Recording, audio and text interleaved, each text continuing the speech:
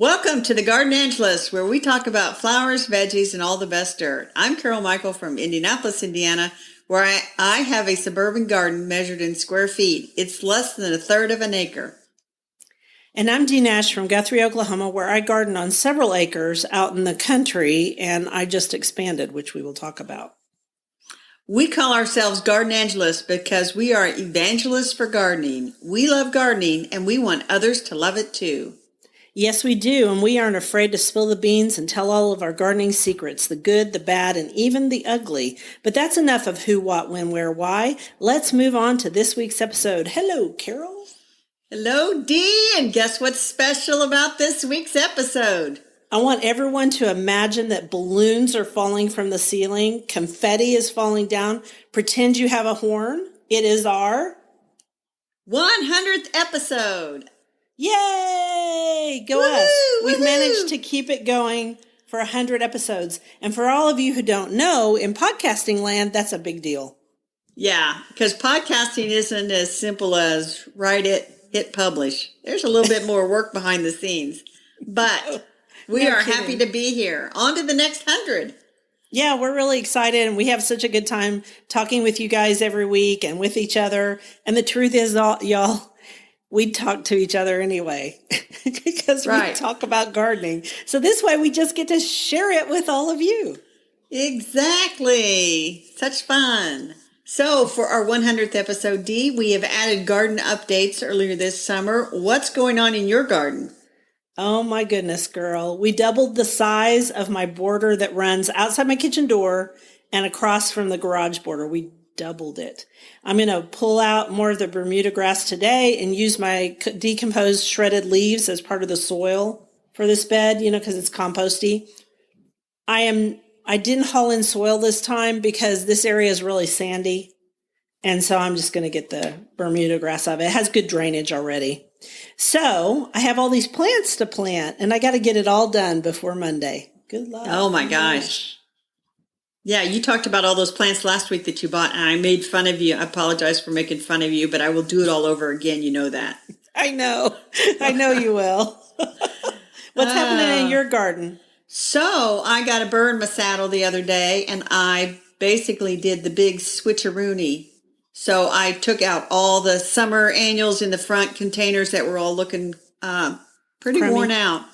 Mm-hmm. And I put in the flowering cabbages and lots of pansies and a few ornamental peppers. And so I basically converted from summer to fall on my front porch. Okay, people in Oklahoma, don't do that yet here. It's still too warm, even though we're having a more normal fall in Oklahoma. I'd wait a week or two. That's fair. So give them a date. Well, here's the thing. If you want to plant crotons, which are a tropical plant that just looks like fall, and if you want to get mums that are kind of closed up, but they're going to open, and then you want to replace them one more time, you could do that. You could also get peppers. They have all those ornamental peppers in Oklahoma that people grow. Yep. You could do that. But if you're talking about kale and cabbage, gosh, I'd wait until middle of October to do that. Personally, and pansies. I'd wait. I usually plant my pansies when I plant my bulbs, unless I just get itchy. And then sometimes I plant my pansies ahead. Okay. But in Indiana, full speed ahead to fall planting. Because here's the thing. The other morning I woke up, is 46 degrees. Did you bring in your plants that you said you were going to do last time? Yes, I brought those in before that morning. And Good. So the house plants are safe inside. They look really good. And a couple of them I had actually purchased this spring, and they were still in the plastic pots. I got those all potted up. Wait. You had house plants that were still in their plastic pots? Did I just confess something bad? Well, you were busy. You were busy in the garden. That's it. Yeah, and so I knew I was going to pot them up, and so I thought I'll just pot them up to take them inside. Because after a while, I got so late, I thought I'll just pot them up when I bring them inside. So, and I was down at the greenhouse, had a nice chat with them, and I'll probably go back because I just go back, get more stuff. Me too. We're going to do a little trip in the car, people. We are not going to go around people much, but after I get back, I think I'll start doing more. I don't want to do it beforehand. I'm actually, and I was trying to decide if I wanted to take cuttings yet. But anyway, we're going to talk about that later. Go ahead. All right. So let's do our quote. In the garden, autumn is indeed the crowning glory of the year, bringing us the fruition of months of thought and care and toil. And at no season, save perhaps in daffodil time, do we get such superb color effects as from August to November. That's by Rose G. Kingsley in a book she wrote called The Autumn Garden from 1905. That's back when we were eloquent about gardening, you know? Yeah. That's very eloquent. There's no time for that now. We're eloquent. Yeah, sure we are. I was thinking about gardening books now. They don't have much time to be eloquent. It's all about how to. So you decided, because you did most of the work this week, you decided that of all the flowers we've talked about on our 99 episodes, what are the one or two that you're still excited about? So I guess it's probably because I just bought some pansies, but I always tell people that pansies are like the bookends of my gardening year. So I start off running down to the greenhouse at the end of February, beginning of March, and I buy pansies and violas, lots of violas. Mm-hmm. And then now it's like the other end of the season. And what do? I run down to the greenhouse and I buy pansies, and they didn't have any violas. And she told me last year that they only got pansies in because I like to buy them. Really? But this year, she's got these beautiful window boxes, and she planted a whole bunch of pansies. So I won't say I cleaned them out, but they didn't have many left when I left. So in Oklahoma, pansies and violas are very popular in the fall, and they are really popular in the spring both. We often have a long fall season, but like everything in gardening, it all depends on what, you know what I mean? It all depends, which is what it all depends. All the people who decided to garden this year that had never touched a spade are figuring out. It all depends. You can be the best gardener in the world and things happen. So tell me about this variety Frizzle Sizzle. Well, Frizzle Sizzle, and she had this last year and 2 years ago, but to me it's a more I'll say an old looking pansy. It's got a lot of coloration. It's got frills along the edges. It's got a nice face. I don't like the pansies that they bred the face out of it, if you know what I mean. Right. And I kind of don't like pansies with a face. So we're complete opposites on this. But I like Frizzle. I looked up Frizzle Sizzle, and actually they sell these here too. I like them because the face is kind of blurred. It's not so distinct. Right. You know, it bleeds into the edges. And I love the ruffled petals. I'm a ruffled petal pansy girl. So you and I could go buy pansies together, and we would not fight over the same pansies, because I would go right to the ones with faces and you would go right to the ones without. Yes. And then in the middle, we'd fight over Frizzle Sizzle. Maybe. Although I love the autumn colors too. I was sitting here thinking about, while you were talking about pansies, I was thinking about what I'm going to do with my pansies this year. I really like the black and orange ones, the Halloweeny ones. They go really well with my Talavera pottery and my pumpkins. So I might do orange and black this year. Yeah, and I would have done darker colors, and that's a good point. I like real dark colors in the fall, but she didn't have any but the dark yellows. So I got yellows, orange, and then I have some that are like blue and yellow. I love blue in the spring. And I also love the, what is it, Victorian antique shades that have the ruffles, and they have the really pretty pinks. And yeah, I like those too. So, but those don't overwinter very well. See, sometimes here, depending on what kind of weather we have, our pansies can overwinter to the spring. Our pansies are not going to overwinter. So in the fall, get the dark brooding colors of fall. And then in the spring, get the bright, happy colors. Okay. Don't even worry about overwintering. So my favorite flower, I think, is the asters, or the plants formerly known as asters, or commonly known as asters, Symphyotrichum. I love those. That's good. Do I need to say anything else about them? I mean, I love them all. I love bluebird. Bluebird's my favorite. I write about it all the time. But I went to Bustani Plant Farm this week on Tuesday. I think, or Tuesday. And he has like 7 or 8 different kinds of asters, and I own them all. I own Alma, Potchki. I own them all. Nell Foster, all of them. Oh, and I have one aster, which I need to go and find out the botanical name on it. I don't know. It's a spreading aster that hugs the ground. Do you have any of those? I don't, but I now want one. Thanks a lot, Dee. I don't have all the asters, but thanks a lot. Now I need another plant. Yeah, well, good. You're welcome. And if I remember next week, I will look and find out what that is, because it's a native, and I bought it from Marilyn Stewart at Wild Things Nursery, I think. Anyway, I'll ask Marilyn about it. So I love asters. I still love roses and daylilies too, but this year I planted Rosa glauca. And it was kind of a change for me, because usually I try to plant ones that are, very fragrant, have a lot of petal action going on.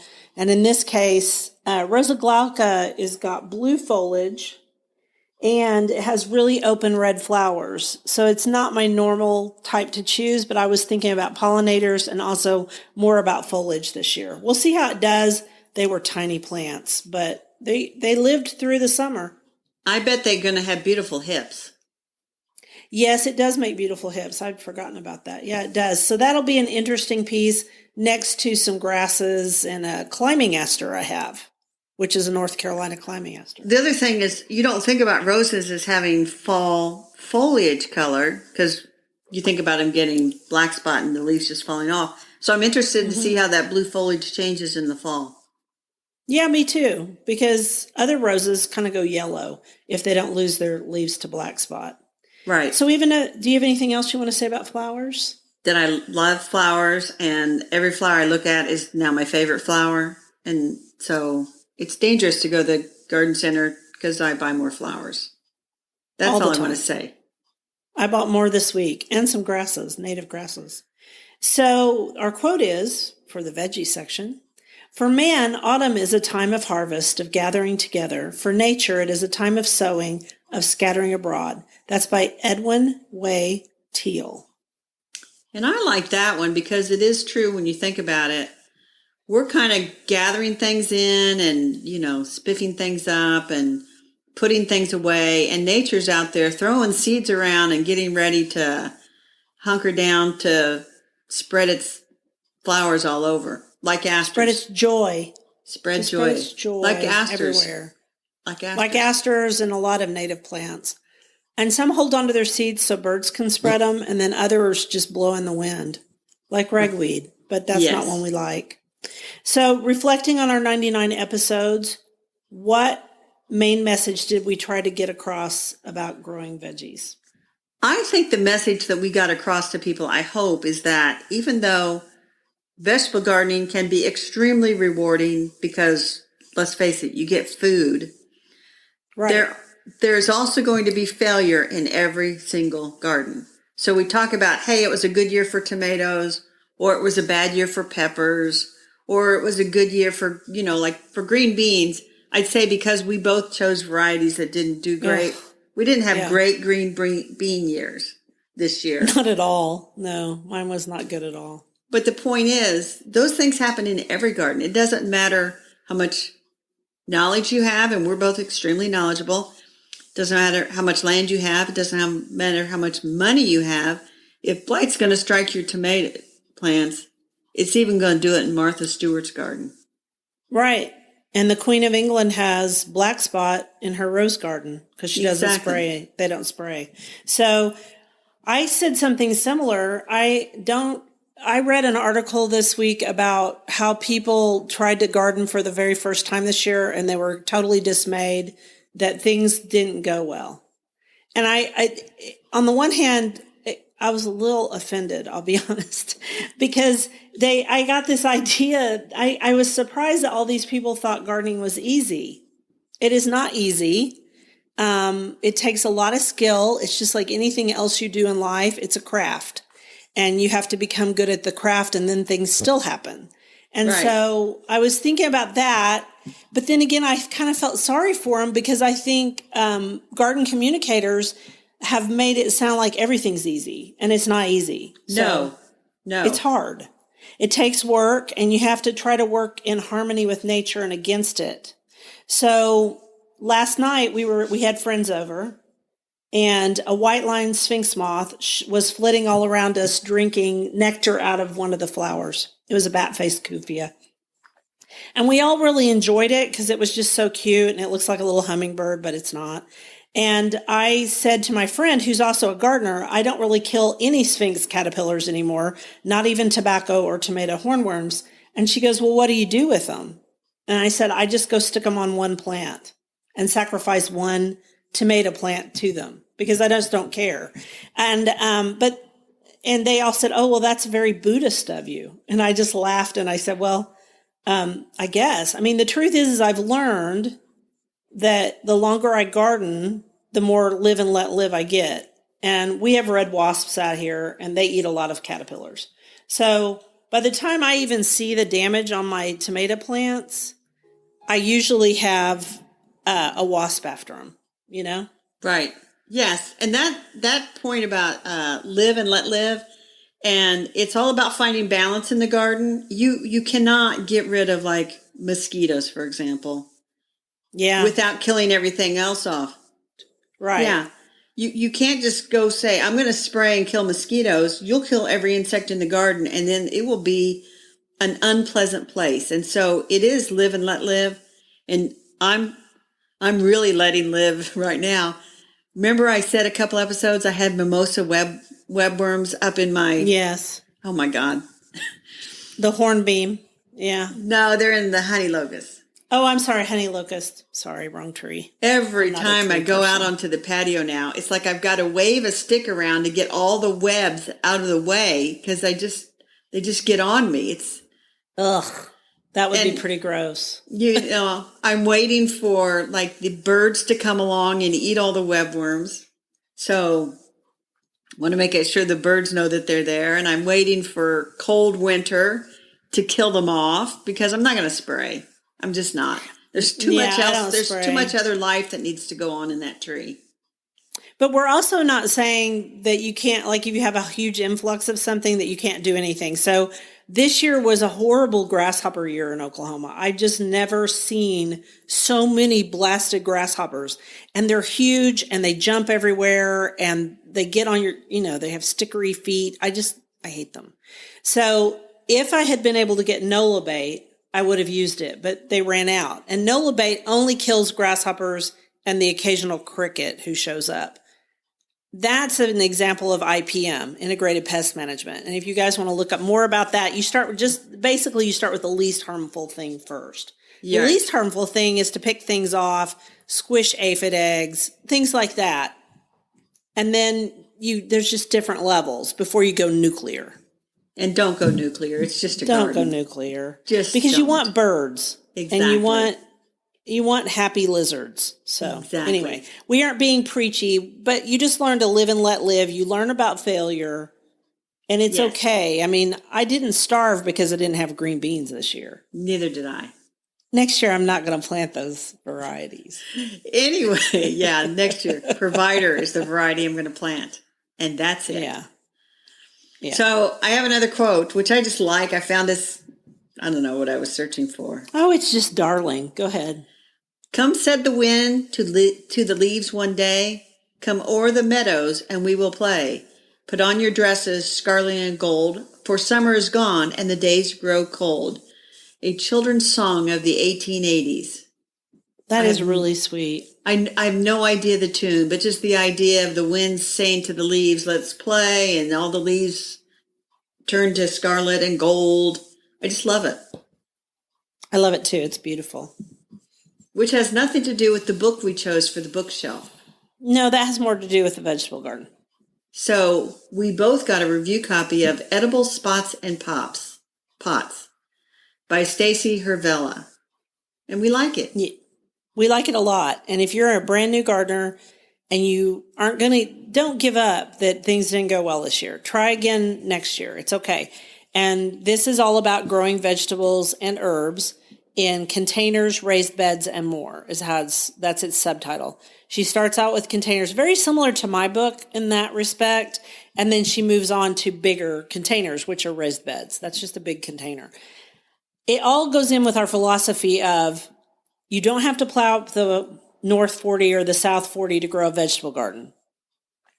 Right. You can do it the easy way. And because we are lazy gardeners, we're all about the easy way. Yeah, and the book, and if you even, like my sister lived in a condo or whatever, I'm going to loan her this book for inspiration because she grew some tomatoes till she got a tomato hornworm that ate them all.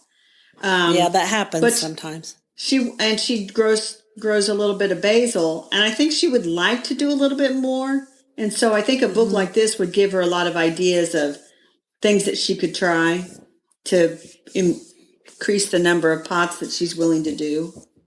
Right, exactly. And this year, as everybody who listens knows, I grew all my tomatoes and most of my peppers in pots, and it was wildly successful. In fact, I'm still getting tomatoes from some of my indeterminate plants.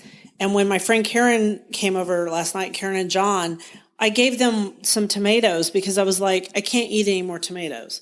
So I can say right up front, growing tomatoes in pots with drip irrigation was super successful. No fertilization because it was all in the potting soil and it was all organic. And, it was great. Yeah. So many. I like Stacy's bio on the back of her book. She'd always been a gardener, but she was a senior in college and she realized she should have been pursuing a career in horticulture instead of linguistics. That's a big change. Yes. And so she worked as a horticulturalist at Tavern on the Green restaurant, where I'm sure she grew a ton of edible plants. And she was a garden editor at Martha Stewart Living. And now she's currently in marketing for Proven Winners Color Choice Shrubs. Which we love Proven Winners. Yes. And we love the shrub section too. Stacy's a very nice person and she's got a lot of skills. And so people should read her book. And here's the other thing that she talks about in the book is, you talk about containers being thrillers, fillers, and spillers. Mm-hmm. And she uses that same focal point with growing the vegetables and the herbs. That same concept. So like she would grow maybe a tomato plant and then put herbs around it. Yeah. Is that what you're saying? Yeah. Right. Which would be great because a lot of herbs like to trail. And I think it can be attractive. I think that's a great way to grow vegetables. Because I have a potager and it needs to be I try to keep it attractive all summer. Because it makes me happy when I go out there to snip off the herbs. Right. And this book has been around a while. This book came out in 2014. But the good news about gardening books, and I think we've shown that, is there's not like yesterday's way to do things. This is very modern and up to date. You mean they're perennial? Oh, that's really funny, Dee. Yes. I mean they're perennial. Yeah, they are. So here's a thriller, filler, spiller example. So she has eggplant as the thriller and garlic chives as the filler and parsley or lovage as the spiller.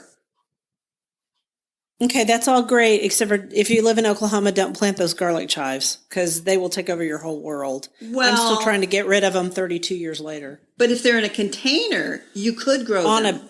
Maybe on a driveway, but they put down seed. Okay, so here's the deal. If you're going to grow garlic chives, cut those seed heads off. Yeah, okay. I'm telling you, they're awful here. They're not that bad here. Right, because you live in Indiana. Well, I live in paradise. Well, I live in, aggressive paradise. Some things are very aggressive here. Those are. Okay. Are we through with the book yet? I want to give you one more so that it'll end on a high note, not you chastising me over garlic chives. Ready? I didn't chastise you. I just said don't plant them. This one's French. Provence, Provenance. The thriller would be French tarragon. The filler would be a lavender. And the spiller would be nasturtium.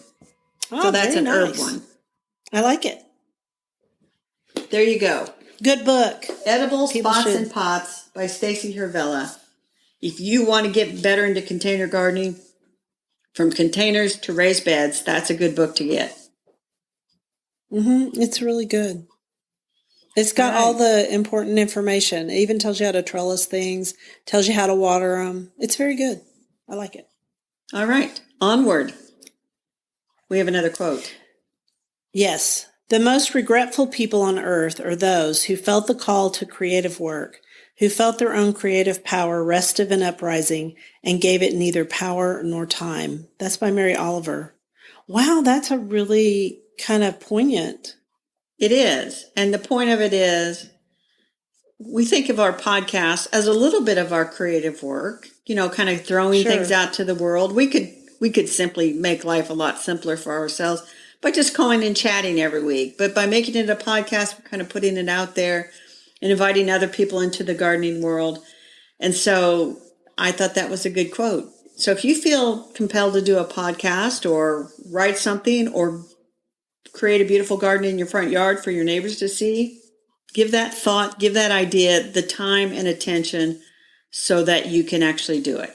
That's kind of the message. Right, because nobody's good at anything when they first start. No. And I would say that's true of podcasting, blogging, writing, speaking, anything you do. I mean, gardening. I've never been instantly good at anything. No. And I reminded of our friend Katie Elzer Peters. Back when I was on Instagram, because I'm not on Instagram anymore, she started drawing and doing little watercolors. And the first ones, she'll show you, they're not great. But every day she does a little bit more. And the difference from when she started, a few months ago to now, they're very, very good. They're good. But you can't say, I'm going to start drawing, for example, and the first day you do something that's worthy to be in a museum. The same with gardening. I also think with gardening and with painting or any other creative process, you have to look at it as not just a means to an end. No, it's a process. So I see a lot of people who garden for vegetables, for example, or it could work with flowers too. Say they show flowers in a flower show. And so their whole thing is just about getting to that end, whatever the end is. And you're missing out on the process, and there's some real joy to the process. There is. And there's joy to this process of podcasting. And Yes. So we think that gardening is the best thing that would happen to anyone. We are very grateful to our listeners, especially those who have come along since the beginning. But it doesn't matter whether this is the first episode you've listened to or the 100th episode. We love the reviews we've gotten. We get some very touching emails from people that tell us how much they appreciate it. We've had a great time doing these 100 episodes and learned a lot along the way. Yes. About how to use the technology, how to establish a rapport between us. Although we had a rapport, we're better at it now. And it's also made us explore because we've read more gardening books this year than we ever have before. Right. And just all the things. I mean, different topics and stuff like that. So thank you, everyone, for listening to us. Yes, and for putting up with sometimes our mistakes, because here's the other thing. You can't really edit a podcast when we said something wrong or, you can't really go back and edit it. It's all part of the process.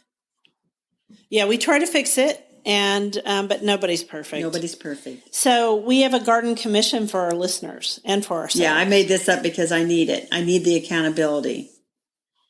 Okay, what are you going to do? So you need to find one area of your garden that needs attention, and you know it needs attention, and you're going to take care of it this coming week. And for me, there is an unplanted area along the east side of my house outside of my sunroom, just inside the back fence, that has never been successfully planted in all the 23 years that I've been here. And it's one of the first places I tried to grow some stuff, and then I moved it away. I'm going to plant that sucker up. I'm going to get it all mulched, and I'm going to make that nice because it's the first thing you see when you come in the backyard. That's what I'm going to do. It's also the best part of your, like sunlight, because you're getting morning light there, and everybody, that's the best part. So use it. I know, but I don't understand myself. Do we understand ourselves? No. Always? No. I'm going to fix that area, Dee. Okay, I'm going to hold you to it because we will be planning another episode and I will talk to her. And for me, I'm going to get the area planted that I expanded and extend my drip irrigation there. And I thought I might also do cuttings for the greenhouse this week, but that's not going to happen. It's going to happen in 2 weeks. All right. Well, that's it. We have a commission. So we want to thank everyone for listening to the Garden Angelus. If you like our podcast, please tell your friends about us. And if you listen on Apple Podcasts, we'd love a 5-star review, and we'd love for you to hit that subscribe button so that you don't miss a single episode. Yes, and be sure and check out our show notes for links for more information about today's topics, plus links to our own websites. It was lovely to chat with all of you over the Garden Gate today. Bye until next week. Bye.